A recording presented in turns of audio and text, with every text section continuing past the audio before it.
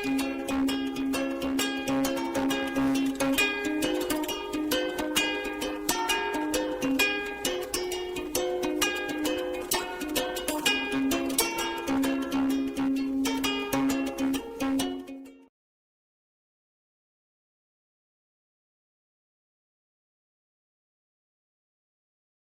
guys!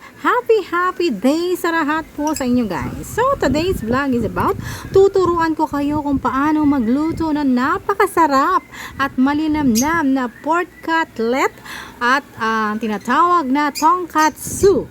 Yan, tonkatsu is from Japanese tonkatsu. Yan, nanggaling po yan sa Japanese menu.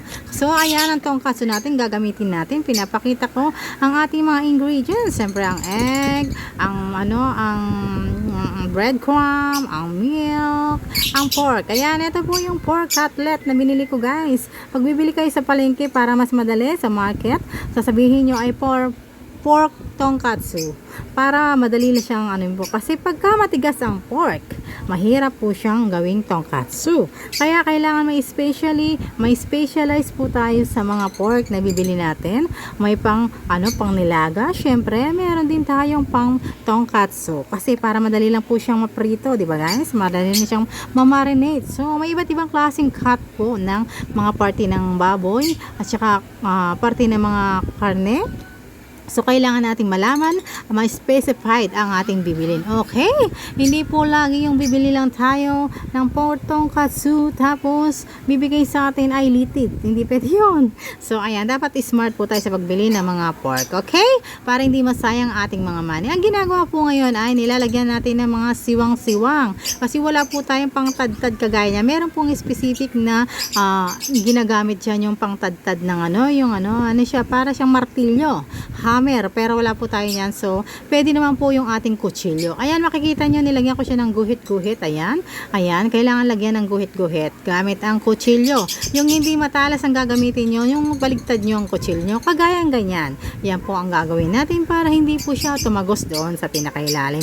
Bakit po kailangan natin lagyan ng mga guhit-guhit or ganyan-ganyan? Kasi po, para manuot yung ating imamarinate natin siya para pumasok yung mga ingredients dyan sa loob. Yun po talaga ang ginagawa natin. Kaya importante kung ganyanin ang mga karne nyo guys, ha? Huwag po tayong tatamad-tamad para pumasok at manuot ang mga lasa.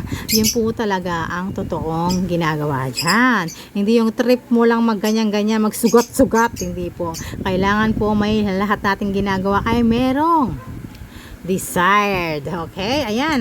O, lalagyan na natin siya ng black pepper. Yan, meron din po tayong mga black pepper sa palengke. Yung mga tagpa-plastic, tag-5 piso. Mura yun. Ito lang po yung ating available ngayon. Ayan. Pasosyal ng konti. Yung iba naman masosyal dyan. Gini-grilled nila talaga yung buong diba? Yung buong paminta.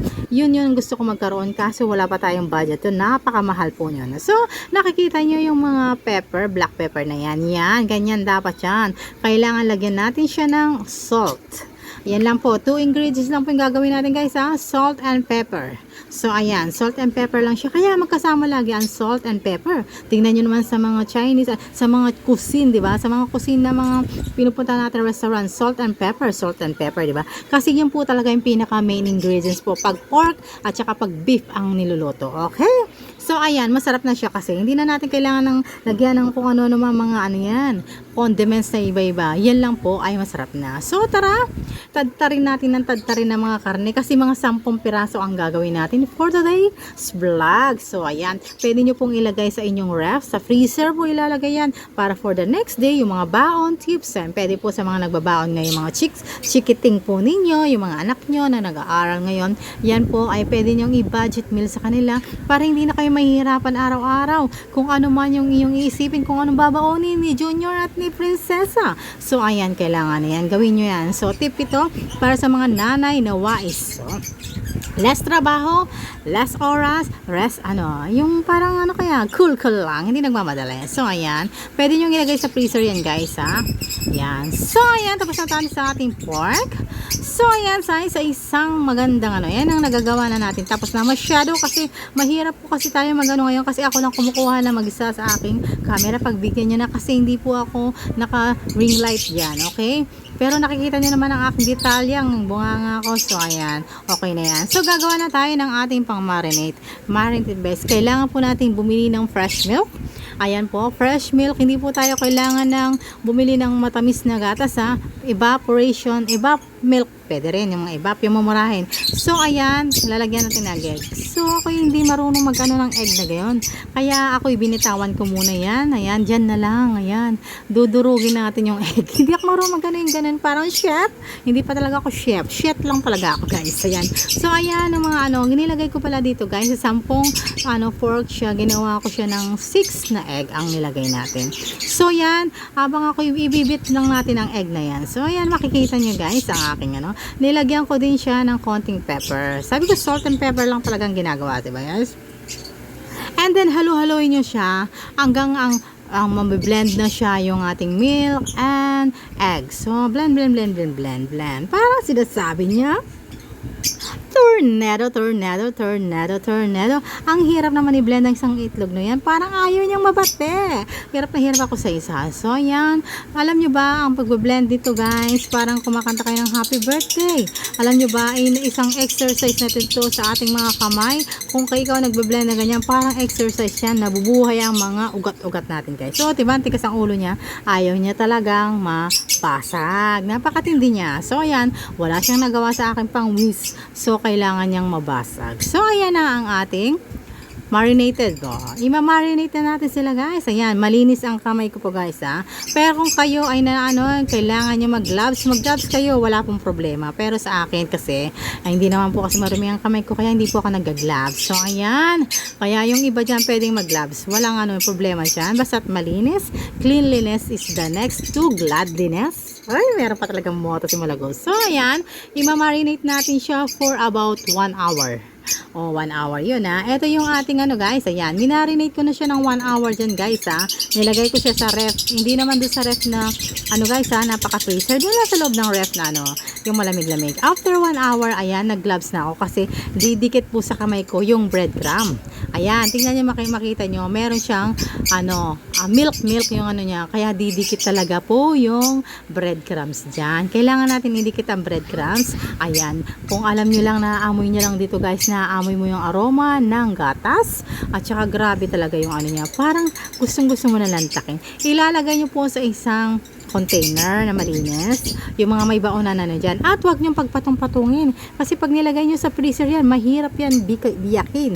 So, kailangan isa-isa, divide siya para hindi kayo mahirapan kung sakaling kukunin nyo. At kung kayo naman, guys, ay magluluto nito, make sure na i-defrost ng konti lang. Kailangan meron siyang malamig na konti kasi, guys, doon magiging crispy ang inyong lutuin. Pag ito ay matigas-tigas pa, yung may yellow pa siya, try. Kasi yung ginagawa ko, guys, grabe, maganda siya. So, ayan, natapos na tayo. Hindi ba pala tayo natatapos dyan sa ating pagbabalot? Nagkukulit-kulit lang ako dyan. Marami pa tayong babalot na sabi ko nga sa inyo, gagawa tayo ng 10 pieces nito. Ayan. Ayan. So, bali, ganyan ang tsura niyan. Pagpasensyahan nyo ng camera ko kasi medyo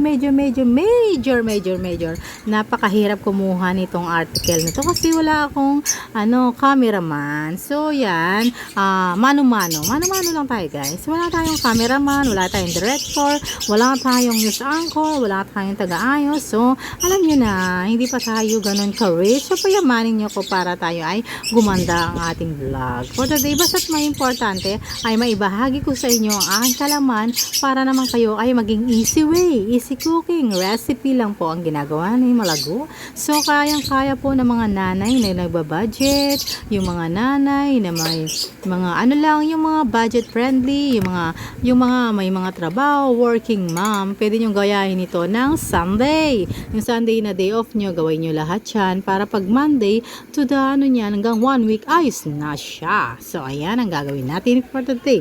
So, ayan, napaka lang yan, chill lang tayo sa life, hindi yung stressful sa schedule.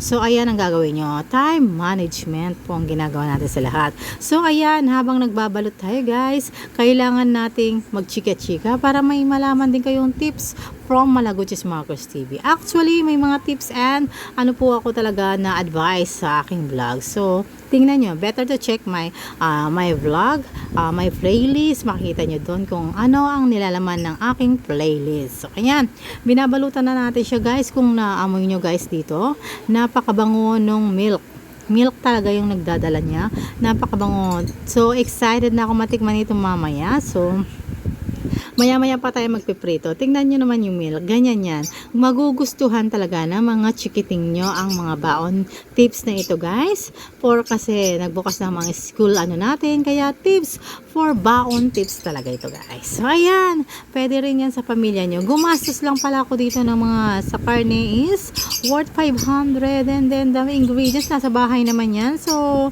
unti-unti nyo pamimili ng mga ingredients. Halimbawa gusto nyo ngayong araw na to maggawa ng ganyan. O unti-unti nyo bilhin nyo mga ingredients na yun guys. So alam nyo hindi masyadong na maalam nyo na nabili nyo gato. Parang may menu na kayo sa isang araw, sa isang linggo. Gumawa kayo ng inyong list of menu kung anong gagawin nyo. So 1 week nyo gawain. So alam nyo na yung bibili nyo sa grocery, sa market, yung mga bibili nyo para nakalist lahat yan, di ba? Kaya time management, kahit na busy ka man, kayang-kaya mong isingit lahat yan. So, kung gugustuhin. So, this is my last, nakita nyo na, hindi nyo na malaya, nagdadadaldal lang tayo dito, di ba? May question kayo sa akin kung anong gusto nyo paluto guys sa akin, i-comment nyo lang below the, comment box, and then lulutuin po ni Malaguchis Marcos for you. Yung mga gusto nyo pa pong ilulutuin natin yan.